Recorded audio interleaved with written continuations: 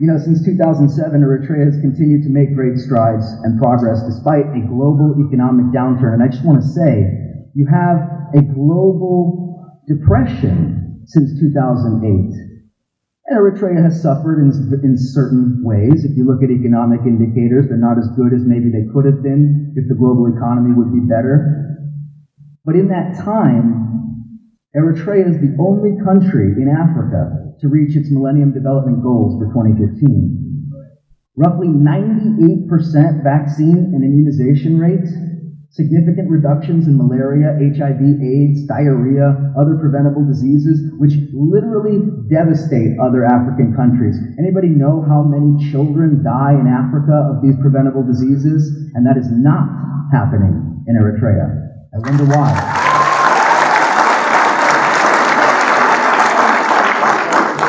Reduced infant mortality by 2/3, reduced maternal mortality by nearly 80% since independence. That's only 25 years. Now there's a lot of young women in this audience, and understand that what's happening for young women in Eritrea is almost non-existent on the African continent. They are a fundamental part of the program for development. Women's education is included in all aspects of development, and that's important. And this is something that these supposed human rights organizations will not talk about. Why? They seem so interested in gender equality, and yet when it comes to Eritrea, a secular country that is able to develop both for men and women, not discussed. I wonder why. Access to health care and clean drinking water, many other things that I don't have time to go into, but we could look at all of the numbers. We could talk about 99% vaccination rate for 1-year-olds. We can talk about doubling population with access to electricity, all of these things. None of this qualifies as so-called human rights.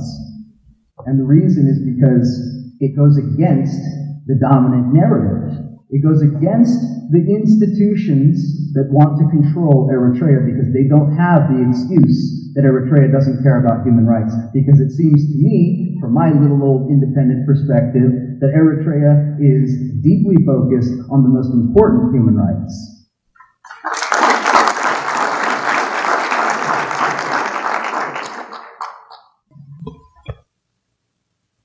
What Eritrea has been doing is working to develop the independent capacity to feed itself, to feed its children, to educate its future generations to the greatest extent possible, given conditions. So the question then is, what is the point of all this talk about development? The reason, why am I standing up here spending all this time talking about that? The reason is because I want to situate Eritrea within two what I would consider to be interrelated but equally important contexts. On the one hand, the struggle of post-colonial Africa for independence. On the other hand, the anti-imperialist struggle globally. And this is important because no matter how many times they use this ridiculous phrase, and you always hear it, I don't know why, it's like a talking point. They don't say Eritrea, they say tiny Eritrea. They love to say tiny Eritrea. But the reason is not because of Eritrea's land mass. There are plenty of countries much, much smaller than Eritrea. Exactly. The reason they say tiny Eritrea is because as powerless, as irrelevant, as a fly buzzing around their head, a nuisance. The reason that I wanted to say that we situate Eritrea in this context is because the implications of what it means for Eritrea to be in this struggle for post-colonial independence and anti-imperialist struggle, it is because those countries that have found themselves in that position are often victimized, attacked, destroyed. Take a look at Libya in 2011. Take a look at what Libya was doing. Many similar things. Human Development Index was the highest in Africa, equal to many countries in Europe. They were nationalizing and distributing oil resources. They were pushing healthcare, education, development. And this is part of the reason they had to destroy the country and to destroy Gaddafi. The same is true in Venezuela. The same was true in Burkina Faso under Sankara, and Congo under Lumumba, and Zimbabwe even under Mugabe. They see these countries not as objectively bad, they see them as a threat.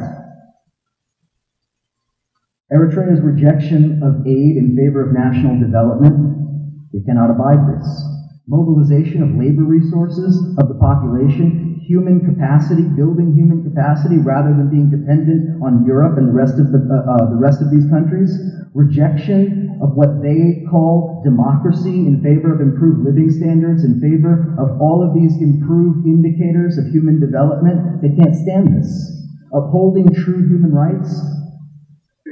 Somebody said up on this stage, I will not name names, but somebody said, well, they don't think that Eritrea is so important.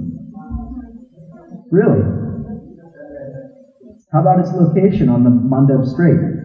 How about the fact that a huge percentage of global trade goes through that strait? And wouldn't certain countries like to control whether or not Chinese ships get to go through that strait? Of course they would. This is part of their game. None of what I just said. I just made a bunch of basic points that is plainly evident to anybody who knows anything about Eritrea or about Africa in general, and none of this is discussed in major media. Why? The answer is because media, the major media, the corporate media, is part of that system I talked about at the beginning of this speech. In the United States, if you born and raised here as I am, you understand, hopefully, probably, that there's a monopoly on media in this country. 6 corporations control almost all media outlets. And these corporations have interlocking boards of directors. Individuals who run these corporations go golfing together, go to their friends', children's birthdays and the like. They work together. They won't tell you that, but that's fact.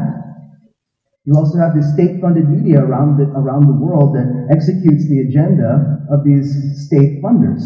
And all of these institutions cannot talk about these very important issues. They cannot allow them into the conversation. They work to support and reinforce dominant narratives. Now think about what a narrative is for a second. A narrative is the story that is told. And they want to control the story that is told about Eritrea. They want to control how the information is conveyed so that they can control the way that people think about the country. And until you can change that, until you can break that control over thought and over narratives, Eritrea will continue to suffer in terms of the story that is told about it. You turn on the news now, and you see a lot of talk about, well, what's the buzzword? What's the key word? Migrants, African migrants. Yet they often don't give you a context, do they? They don't give you the essential reasons for why this is going on. The role that the empire has played in destroying countries and pushing people to where they have no option but to get on a boat and try to make it to Europe, or to, be kidnapped by death squads roaming their countries, such as you have in Libya, such as you have in Syria, such as you have in various places. The corporate media won't allow anti-imperialist voices. Now I'm standing here saying all of this. Never in a million years would they let me say this on television, on any mainstream outlet at least. Certain outlets will, but they're not considered mainstream. They're considered mouthpieces of foreign governments or what have you, or independent media outlets in various forms. Now there's a reason why I'm pointing out this question of media and why I wanted to focus on it here in the closing part of my discussion. I assume, I'm not really paying attention to time. I assume that's the closing part of my discussion. There's a reason why I'm pointing this out.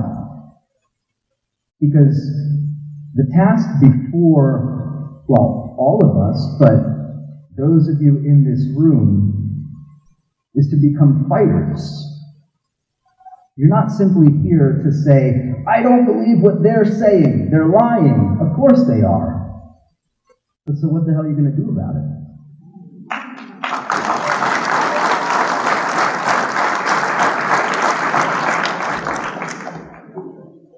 There's a number of things that you can do. And, well, let me just say, first of all, they would love for you to believe that there's nothing you can do. Because as soon as you believe that there's nothing you can do about it, game over for you.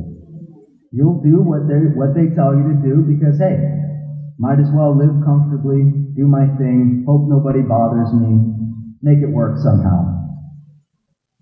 This is a lie. That's what they would love for you to think.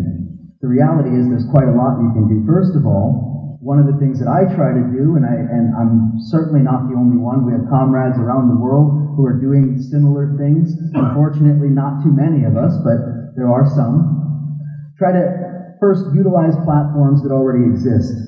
So, as Elias said before I came up here, I have managed to be able to kind of break through on some non-Western media outlets, RT, Press TV, CCTV, Telesur, and the like. These are outlets that are funded by institutions, governments, that are not part of that global system that I was talking about. Governments that are demonized. Pick up a newspaper and read what they say about Russia's President Putin to understand whether he is or isn't an enemy of the empire or how they see him. Take a look at what they say about Venezuela, what they say about China, what they say about Iran. These countries have media outlets, and it's our responsibility to utilize these media outlets as best we can to say, well, they're lying about a lot of stuff. And one of those things is Eritrea. And let me tell you the truth about it. Also, alternative media outlets. We have to utilize them, the ones that already exist. I managed to publish work in a number of what you could call alternative media outlets, independent media outlets. This is important as well. Understand this. The corporate media system is not going to be penetrated unless they allow you to get into their system. So the truth is, you could try to break down their narratives as much as you can on their platforms, or you create your own to counter the lies that they tell. And that's absolutely critical. Of course, blogs, various websites. The point here is the things that I'm talking about, such as alternative media outlets, independent blogs, these are things that we can do. I did it. I didn't even make a PowerPoint presentation. I could barely put it together on my computer. I have a blog. I have a website that I put together for almost zero money. It manages to reach some people. I work at it. I put information out there as much as I can. I make friends with other people who do the same. I build networks, friendships, solidarity with people around the world. I will promote their work. They promote my work. This is how it works. This is how you penetrate a globalized system of media.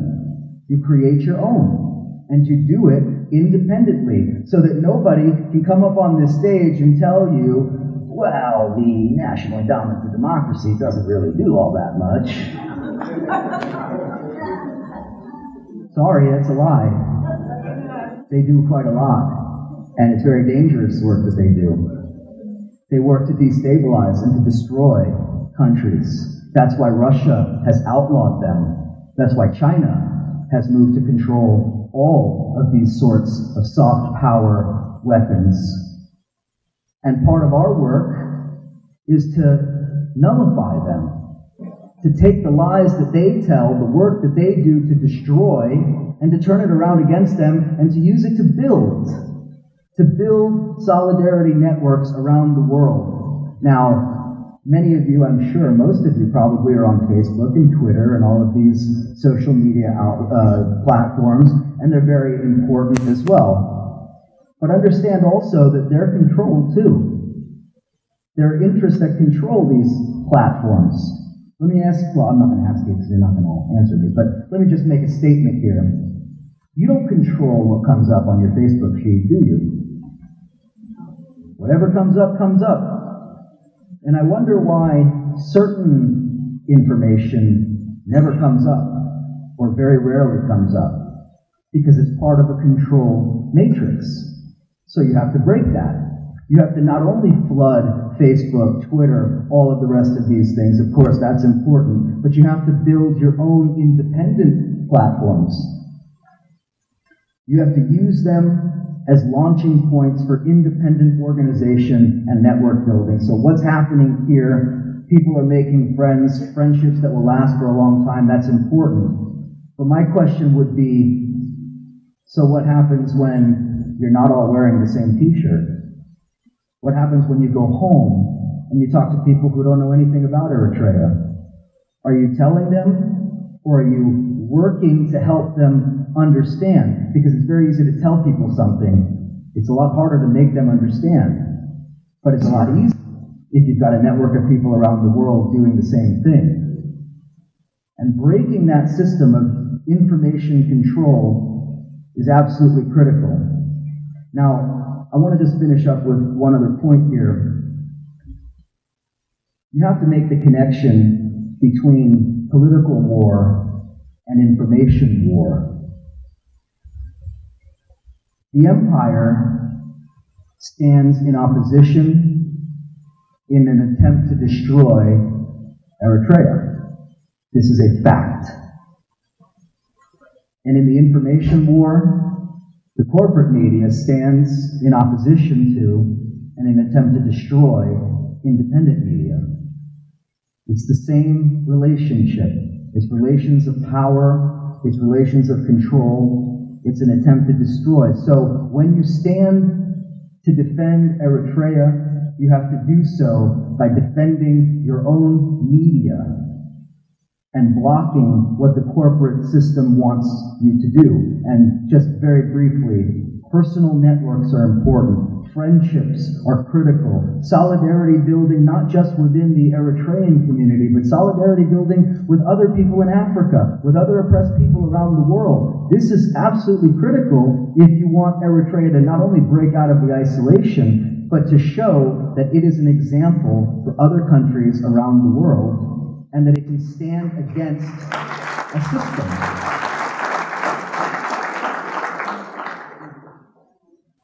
So I'll just finish up by saying that part of what you need to do is to maintain contact, to maintain friendships, and to stand together not only in the times that are emergencies, but to stand together at all times with all the communities that you can and say, imperialism will never destroy Eritrea.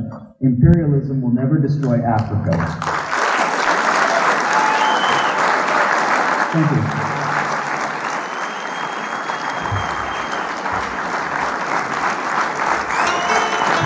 Let's give it up for Eric.